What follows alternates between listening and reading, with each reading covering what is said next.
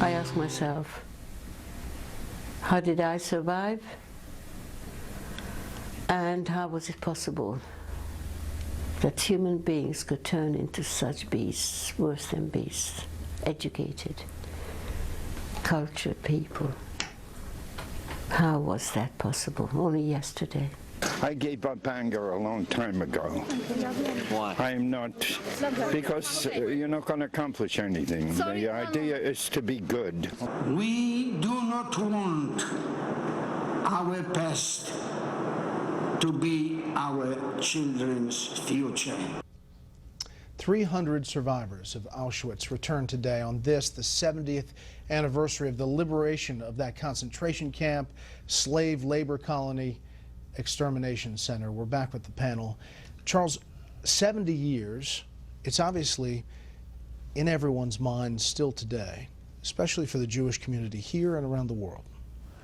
Well, the worst part of it is that this sort of 70 years marks the end of the period of shame of Europe about its anti-Semitism. There's been an interruption in European history. There's been a constant anti-Semitism for 2,000 years, ending and culminating in the Holocaust. And as a result, it was impolite in polite society to be anti-Semitic. You couldn't say certain things.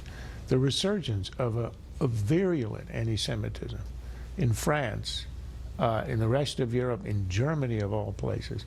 There are shops in Italy that have, under the guise of boycotting Israeli goods, have signs saying to boycott Jewish merchants and merchandise. So this is the old anti-Semitism returning, which is what is so disheartening.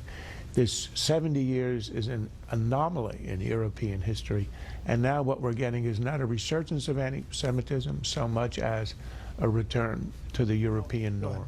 But let's understand, this resurgence of anti-Semitism in Europe, and they will, eventually the Jews will leave. The pressure of the anti-Semitism will become intolerable. Yeah, they're already leaving, and it'll be empty of Jews ultimately.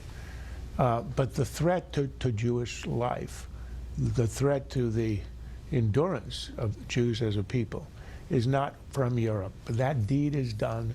The Holocaust happened. European Jews were wiped out. The threat today, and it is a real threat, it's a recurrence of the threat, is from its enemies in the Middle East.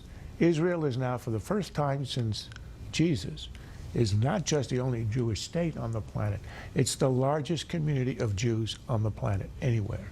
And it is now threatened by a regime in Iran that openly says it wants to eradicate it. What it took Hitler to do 7 years can now be done in 7 hours, in one day with nuclear weapons. And we are talking as if we're ready to live with an Iranian state that has that. And that, I think, is the threat, the new Auschwitz, that the Jews as a people are looking at.